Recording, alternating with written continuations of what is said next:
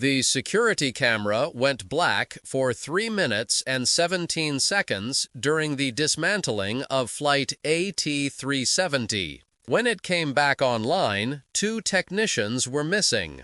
Joseph Mercer, lead aviation forensic investigator, with 23 years of experience at the National Transportation Safety Board, refused to enter the hangar again. "Something was in there with us," he whispered to his supervisor. "Something that shouldn't have survived that crash." Before we go deeper into this disturbing investigation, make sure to subscribe now. This channel exposes aviation mysteries and forbidden reports the industry tries to hide. What you're about to learn about Flight AT-370 was deliberately concealed from public records. Turn on notifications so you don't miss our next revelation of the secrets they don't want you to know. It began on a cold Tuesday morning in November of 2023. A specialized recovery team had finally located the wreckage of Atlantic transoceanic flight AT-370, a Boeing 777-300ER that had disappeared 6 months earlier during a routine flight from Boston to London. The crash site was discovered in an extremely remote area of the North Atlantic, approximately 300 miles northeast of Newfoundland. The discovery should have brought closure to the families of the 178 passengers and 13 crew members who had perished. Instead, it opened a door to something inexplicable. The wreckage was transported to a secure facility outside of Halifax, Nova Scotia. The hangar, specifically built for large-scale aircraft accident investigations, was designated Facility 37B, a nondescript building surrounded by chain-link fencing topped with razor wire. Access was strictly limited to senior investigators and specialized technicians with proper security clearance. No journalists, no family members, not even airline representatives were permitted entry during the initial assessment phase. Lead technician Marcus Wilson was among the first to examine the recovered fuselage sections. With 15 years of experience investigating aviation disasters, Wilson had developed a methodical approach that left no detail unexamined. "I've seen everything from terrorist bombings to catastrophic mechanical failures," he later stated in a confidential report. "Nothing in my career prepared me for what happened in Hangar 37B." The first anomaly was noted almost immediately.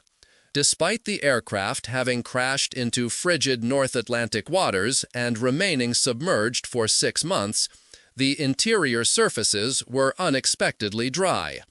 "It was as if the water had never penetrated the cabin," Wilson documented in his initial report. Even the seat cushions were barely damp. This observation was quickly dismissed by senior officials as a quirk of ocean currents or some unexplained preservation effect of the cold water at extreme depths. On the second day of examination, 2 junior technicians reported hearing what they described as scratching sounds coming from within a sealed section of the fuselage. The team's supervisor, Dr. Alina Reyes, dismissed their claims, attributing the noises to metal contracting in the climate-controlled environment of the hangar. "Aircraft wreckage often makes noises as it adjusts to temperature changes," she explained. "It's perfectly normal." The junior technicians were reassigned to different sections of the wreckage. By the 3rd day, the team had established a comprehensive grid system for the dismantling process.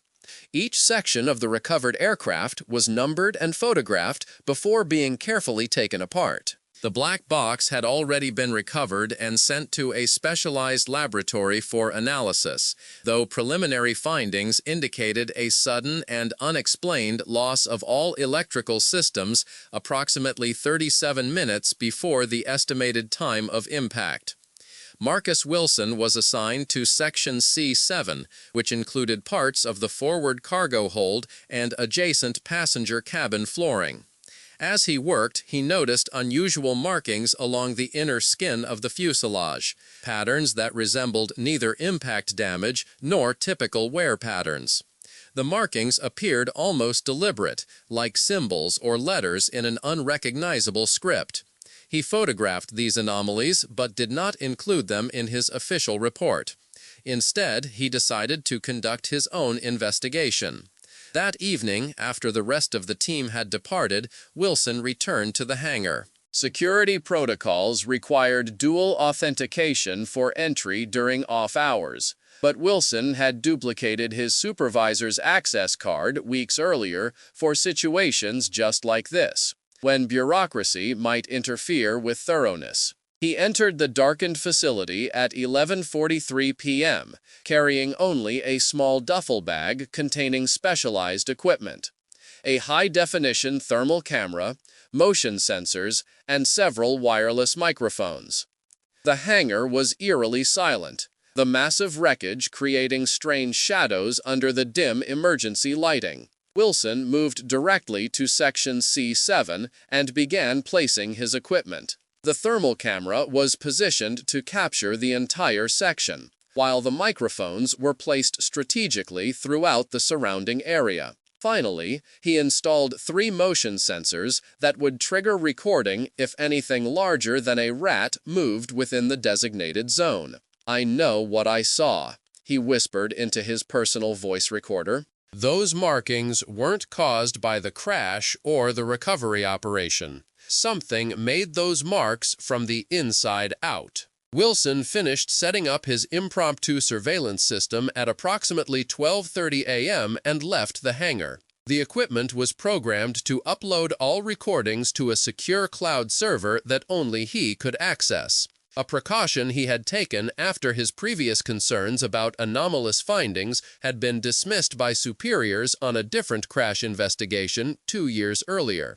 The next morning, Wilson arrived early and retrieved his equipment before the rest of the team reported for duty. When he reviewed the footage later that day, his hands began to tremble. Between 2:17 a.m. and 2:22 a.m., the thermal camera had detected an anomalous heat signature moving within Section C7 of the fuselage. The motion was erratic but appeared deliberate, almost searching. The heat signature did not match any known animal profile, and its temperature fluctuated between 78 and 103 degrees Fahrenheit in rhythmic pulses. More disturbing were the audio recordings. The microphones had captured a series of sounds that Wilson initially mistook for mechanical creaking. But when he isolated and enhanced the audio, a pattern emerged. A sequence of clicks and low-frequency hums that repeated exactly 17 times. When Wilson ran the sequence through audio analysis software, the program crashed. 3 successive attempts produced the same result. That day, Wilson worked alongside his colleagues but said nothing of his unauthorized investigation. He observed that Section C7 had been partially dismantled overnight, not by human hands, but as if something had methodically removed specific components from inside. The edges of the separated metal were not cut, but appeared to have been dissolved, the material showing signs similar to extreme localized corrosion. Dr. Reyes noticed this as well, but attributed it to unusual electrochemical reactions probably caused by prolonged exposure to seawater. Wilson knew better. The wreckage had been remarkably dry when recovered. That night, Wilson set up his equipment again, but this time he added a high-definition video camera with infrared capabilities. He positioned it to capture the interior of Section C7 through a small access panel. Before leaving, he hesitated, then reached into his bag and removed a personal item, a small silver crucifix that had belonged to his grandfather. He placed it just inside the access panel. "Just a precaution," he muttered to himself, unsure why he felt compelled to leave the religious symbol. The following morning, Wilson again retrieved his equipment before others arrived. What he discovered defied explanation. The video showed nothing for the first 3 hours. Then, at precisely 2:17 a.m., the exact same time as the previous night, the infrared camera detected movement. Something was shifting inside the fuselage, something that seemed to flow rather than walk. The thermal imaging showed a heat signature approximately the size of a large dog, but constantly changing shape. The crucifix was gone. Wilson's hands shook as he forwarded through the footage. At 2:22 a.m., the movement stopped. 5 minutes of activity, identical to the previous night. But this time, the camera had captured something else. A momentary glimpse of what appeared to be a face pressed against the inside of a small window in the fuselage. The image was blurry and distorted, but unmistakably face-like, with dark voids where eyes should be, and no discernible mouth or nose. Wilson immediately deleted the footage from his personal devices, but left the cloud backup intact. He considered sharing his findings with Dr. Reyes, but remembered how quickly she had dismissed the junior technician's reports of strange sounds. Instead, he decided to expand his investigation. That day, he examined other sections of the wreckage, looking for similar markings to those he had found in Section C7. By midday, he had identified 7 additional locations with the same unusual patterns, all on interior surfaces, all appearing to have been created from inside the aircraft. These sections were distributed throughout the fuselage, from the cockpit to the tail section. When plotted on a diagram of the aircraft, they formed a perfect heptagon. During lunch break, Wilson overheard 2 recovery team members discussing unusual findings in the initial autopsies of recovered bodies. Though most of the conversation was beyond his hearing, he distinctly caught the phrases "unexplained tissue anomalies" and "unusual cellular structures." When he attempted to approach them, they abruptly ended their conversation. That afternoon, a new directive came from NTSB headquarters. All dismantling work on sections C4 through C9 was to cease immediately. These sections were to be crated and transported to a different facility for specialized analysis. No explanation was provided. Wilson noted that these sections encompassed all but one of the areas where he had identified the unusual markings. As the day shift ended, Wilson stayed behind, claiming to finish documentation. Once alone, he moved quickly to section C7, which had not yet been prepared for transport. This time, he placed 3 cameras at different angles, all focused on the interior space where the movement had been detected. He also left a small digital audio recorder inside the fuselage itself. But something else caught his attention. A faint, sweet odor emanating from the interior of the fuselage section. The smell was pleasant, yet somehow wrong in this context, reminiscent of overripe fruit with hints of vanilla and decomposition. Wilson took an air sample using a small handheld device he had borrowed from the environmental assessment team. The reading showed elevated levels of methane and several unidentified organic compounds. Just as he was completing his setup, Wilson heard footsteps approaching. He quickly gathered his remaining equipment and concealed himself behind a large piece of detached wing structure. Dr. Reyes entered the hangar, accompanied by 2 individuals Wilson had never seen before. A man and a woman in dark suits, not wearing the standard identification badges required for all facility personnel.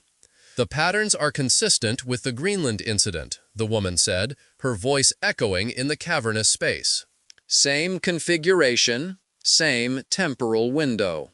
"Are we certain it's contained?" asked Dr. Reyes. "As certain as we can be," replied the man.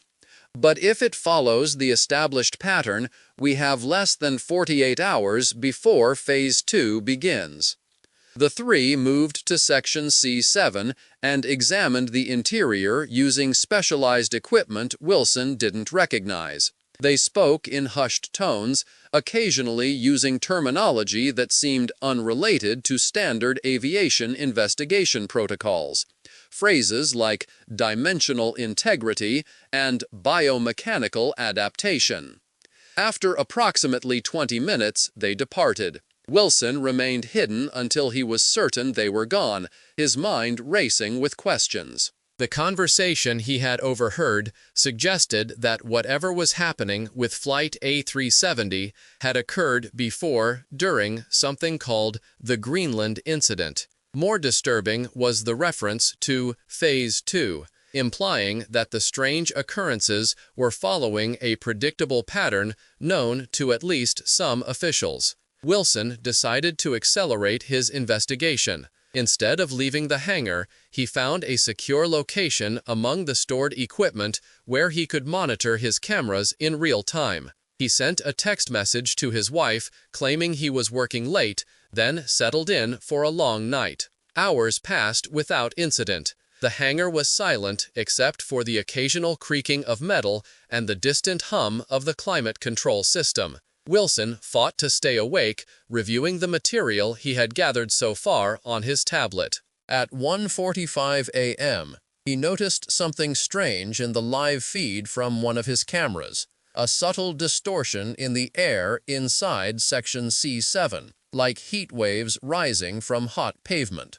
The distortion grew more pronounced over the next few minutes, eventually coalescing into a shimmering, translucent mass approximately 4 feet in diameter. Wilson watched, transfixed with horror and fascination, as the mass began to pulse rhythmically. Each pulse corresponded with a faint clicking sound picked up by his audio equipment. At precisely 2:17 a.m., the mass rapidly expanded and contracted, then took on a more defined shape, something between a large insect and a human hand, with too many finger-like protrusions. It moved with purpose now, examining the interior of the fuselage section as if searching for something. The digital recorder Wilson had placed inside the fuselage suddenly activated, its small red recording light blinking in the darkness. The entity, Wilson could think of no better term for it, immediately oriented toward the device. It hovered over the recorder for several seconds, then extended one of its appendages toward it. The camera feed abruptly cut out. Wilson stared at his tablet in disbelief, frantically trying to restore the connection. When that failed, he switched to the other camera feeds, but they too had gone dark. Only the audio remained, capturing a series of wet, slithering sounds, followed by what Wilson would later describe as a chorus of whispers speaking in perfect unison, but in no language I've ever heard. Fighting against every instinct telling him to flee, Wilson emerged from his hiding place. The hangar seemed darker now, the emergency lights dimmer than they should have been. He moved cautiously toward Section C7, his flashlight beam barely penetrating the gloom.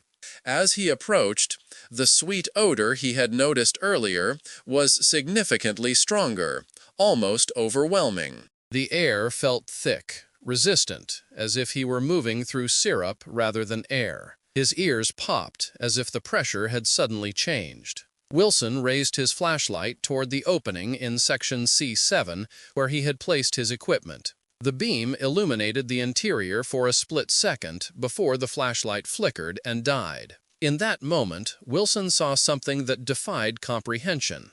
The interior space of the fuselage section appeared vastly larger than physically possible, stretching away into impossible darkness. And moving within that darkness were shapes, dozens of them, flowing and twisting around each other in coordinated patterns. The sound of footsteps behind him made Wilson whirl around. Dr. Reyes stood there, accompanied by the 2 suited individuals from earlier and 4 security personnel. "Mr. Wilson," she said calmly, "you shouldn't be here." "What is that thing?" Wilson demanded, pointing toward Section C7. "What happened on Flight AT-370? You've compromised an extremely sensitive investigation," the woman in the suit said. Your unauthorized surveillance equipment has interfered with containment protocols. Containment, Wilson repeated. You know what that thing is. This isn't the first time, is it? You mentioned the Greenland incident. What happened there? The man in the suit stepped forward. Mr. Wilson, you are to surrender all recording devices in your possession and accompany these security officers to a debriefing room. This is a matter of national security. People died on that flight, Wilson said, his voice rising. Families deserve to know what happened. And they will receive answers, Dr. Reyes assured him, just not the answers you think you've discovered here tonight. As they spoke, Wilson became aware of a subtle vibration beneath his feet. The sensation quickly intensified until the entire hangar seemed to tremble. A low, resonant hum filled the air, rising in pitch until it bordered on painful. It's happening too quickly, the woman in the suit said urgently. The cycle's accelerating. Phase 2 shouldn't begin for another 24 hours. Dr. Reyes turned to the security personnel. Evacuate the building. Initiate containment protocol Omega, now. The security team immediately moved toward the exits, speaking urgently into their radios. The suited woman grabbed Wilson's arm.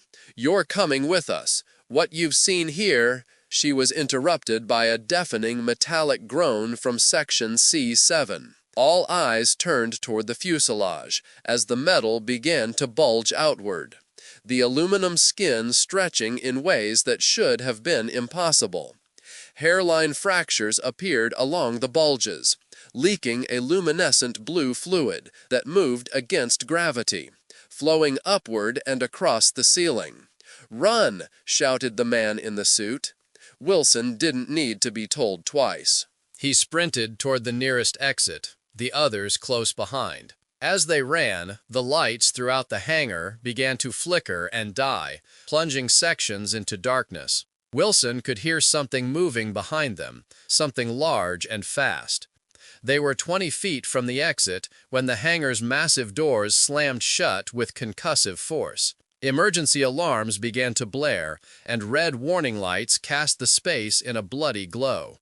Dr. Reyes rushed to the door control panel and swiped her access card, but the panel remained dark. "It's cut the power to the door mechanisms," she said, her clinical demeanor finally cracking. "We're sealed in." The suited man pulled out a satellite phone. "This is Agent Kelman. Facility 37B is experiencing a full containment breach. Entity has progressed to Phase 2 mobility and is demonstrating environmental manipulation capabilities. Requesting immediate Scarab Protocol authorization." Wilson backed against the wall, watching in horror as the darkness at the center of the hangar seemed to deepen and spread. The wreckage of Flight AT-370 was now mostly obscured, visible only as a silhouette against which strange lights pulsed and flowed. "What is Scarab Protocol?" Wilson asked, his voice barely audible over the alarms. The suited woman, apparently also an agent of whatever organization they represented, gave him a grim look. "Structured containment and rapid atomization barrage. In simple terms, this entire facility will be vaporized in approximately 15 minutes once authorization comes through." "You can't be serious," Wilson gasped. "Would you prefer the alternative?" She gestured toward the darkness that was steadily advancing toward them. "What came back with Flight AT-370 isn't from here, Mr. Wilson. It doesn't belong in our reality, and it's trying to remake this space to match wherever it came from." The implications of her words hit Wilson like a physical blow. "The passengers, were they—" "The passengers died on impact," Dr. Reyes interjected quickly. "What we're dealing with merely hitched a ride back with the wreckage." Wilson wasn't convinced. The face he had glimpsed in his footage flashed in his mind. human-like but wrong, as if something were wearing a person's features like an ill-fitting mask. The satellite phone in Agent Kelman's hand chirped. "Authorization granted," he announced. "Scarab deployment in T-minus 14 minutes." "We need to find another way out," Wilson insisted. "The entire facility is designed to be hermetically sealed in the event of a containment breach," Dr. Reyes explained. "Standard protocol for facilities handling potentially hazardous or contaminated wreckage. Then we fight our way out," Wilson said, looking around for anything that might serve as a weapon. The suited woman, Agent Kelman had called her Voss, laughed humorlessly. "Fight? Mr. Wilson, you still don't understand what we're dealing with. That thing doesn't have a physical form as we comprehend it. It exists partially in dimensions we can't perceive. You might as well try to fight a radio signal with a baseball bat." As if responding to her description, the darkness at the center of the hangar pulsed and expanded. The sweet, rotting smell intensified, and the air became visibly distorted, like looking through flowing water. Shapes moved within the distortion, impossible geometries that hurt the eyes to focus on. "It's accelerating the transformation," Dr. Reyes observed, with clinical detachment that seemed at odds with their situation. "The dimensional boundary is thinning." "In English, Doctor," Wilson demanded. "It's turning our reality into its reality," Agent Kelman translated grimly. "And we have front-row seats." The security personnel had been working on the doors without success. One of them approached Agent Kelman. "Sir, there's a maintenance tunnel beneath the east section of the hangar. It's narrow, but it might not be sealed under the containment protocol." Hope surged through Wilson. "Where?" The security officer pointed toward a section of the hangar that was now mostly obscured by the advancing distortion. "Through there, unfortunately." Agent Kelman considered for a moment, then nodded. "It's our only option. We move together, fast and direct. No stopping for anything or anyone who falls behind. Understood?" Everyone nodded grimly. "I'll lead," Voss volunteered, drawing a sidearm that Wilson hadn't noticed before. "Kelman, take the rear. Everyone between us, single file." They formed up quickly, with Wilson placed in the middle of the line. Voss looked back at them once, her expression impossible to read in the red emergency lighting, then turned and strode purposefully toward the distortion. As they approached the boundary where normal space met the spreading anomaly, Wilson could feel a pressure building in his head, like the worst sinus headache imaginable. His vision blurred, and his equilibrium faltered. The others seemed to be experiencing similar effects, their movements becoming unsteady. Voss reached the boundary and hesitated for just a moment before stepping through. The distortion rippled around her like water, and for a terrifying second, Wilson thought he saw her body elongate impossibly, stretching and twisting before snapping back into proper proportion as she emerged on the other side. "It's passable," her voice called back, sounding distant and distorted. "Move quickly. Don't look at anything but the person in front of you." One by one, they entered the distortion. When Wilson's turn came, he fixed his gaze on the security officer ahead of him and stepped forward.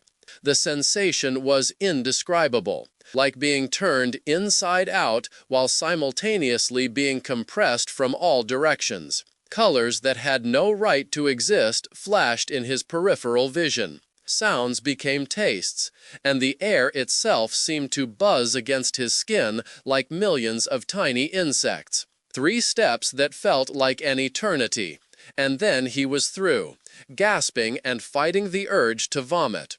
The security officer who had preceded him was on his hands and knees, retching. Voss was already moving forward, seemingly less affected than the others. "Keep moving," she ordered. "The maintenance access is 30 feet ahead." Wilson helped the security officer to his feet, and they staggered forward. Behind them, the distortion was expanding more rapidly now, consuming more of the hangar with each passing second. Wilson glanced back and immediately wished he hadn't. The wreckage of Flight AT-370 was clearly visible now, but it had changed. The metal had become organic, pulsing with life like the flesh of some enormous creature. And moving across its surface were the shapes he had glimpsed earlier. Humanoid, but wrong. Their limbs too long, and jointed in impossible places. One of them looked directly at Wilson, and in that moment he recognized the face. It belonged to the captain of Flight AT-370, a man whose photograph Wilson had seen in briefing documents. But the eyes were wrong, black voids that seemed to defy depth perception. "Wilson, move!" Kelman shouted, breaking his paralysis. They reached the maintenance access, a narrow hatch set into the floor. Voss had already opened it, revealing a tight vertical shaft with a ladder leading down into darkness. "Down, now," she commanded. "We have less than 7 minutes before Scarab deployment." They descended as quickly as safety allowed, the narrow shaft barely wide enough for an adult. Wilson's shoulders scraped painfully against the rough concrete walls. Above them, the hatch remained open, and through it, Wilson could see the distortion reaching the opening, tendrils of wrongness probing downward. After descending approximately 30 feet, they reached a horizontal tunnel barely 5 feet tall. They crouched and ran, the concrete tunnel seeming to stretch endlessly ahead of them.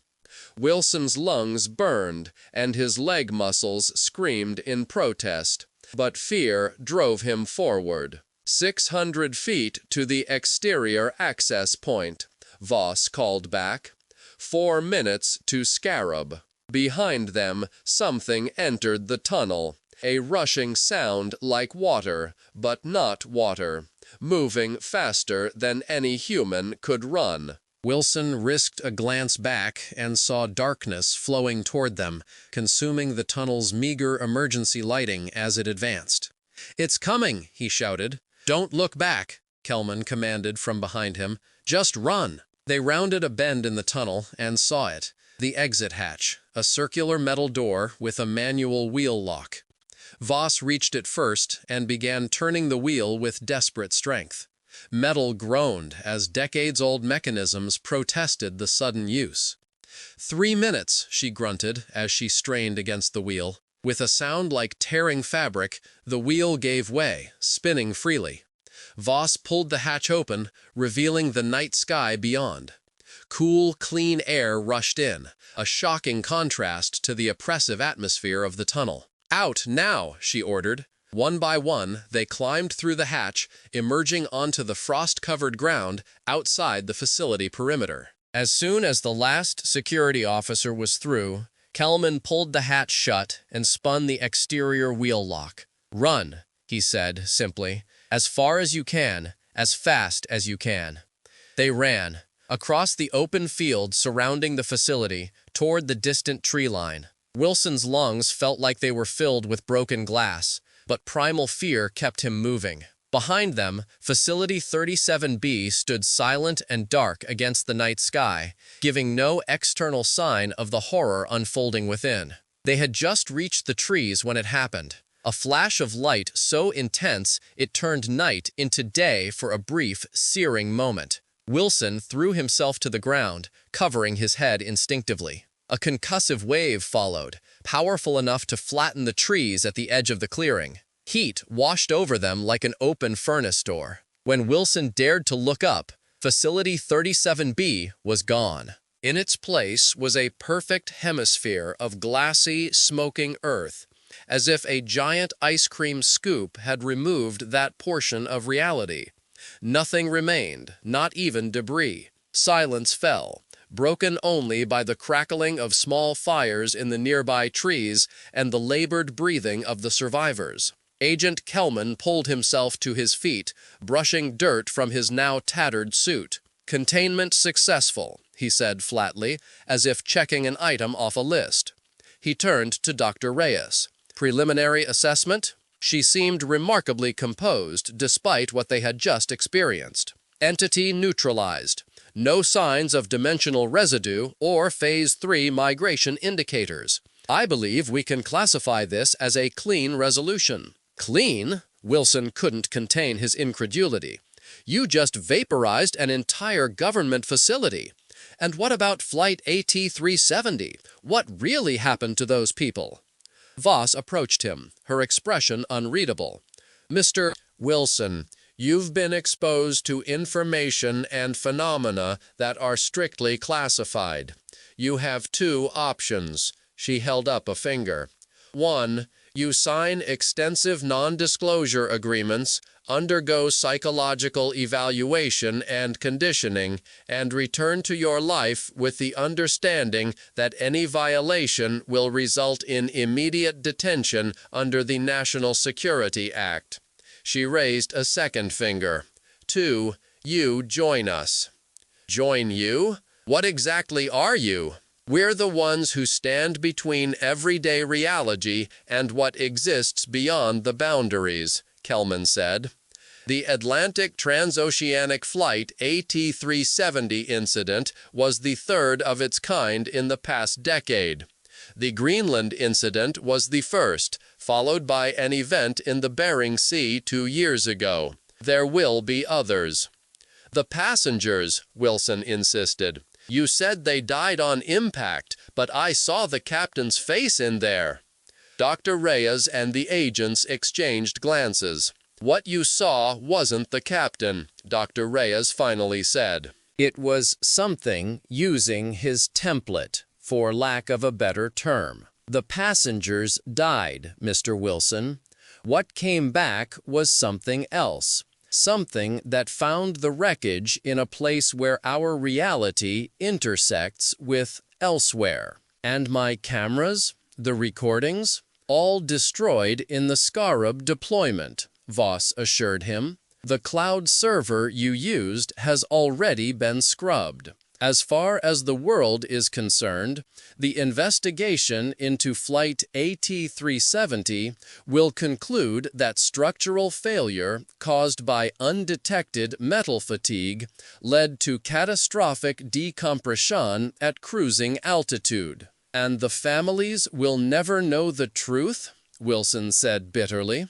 Would you want them to? Kelman asked quietly. Would you want them to know what we just saw? What we just escaped?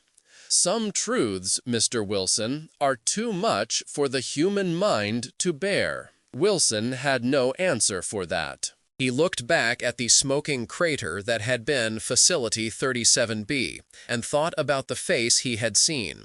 Human features stretched over something fundamentally inhuman. Something that had followed the wreckage back from somewhere else. How long do I have to decide? He finally asked. Now, Voss said, this moment. The longer you remain undecided, the greater the risk to operational security. Wilson thought of his wife, his ordinary life.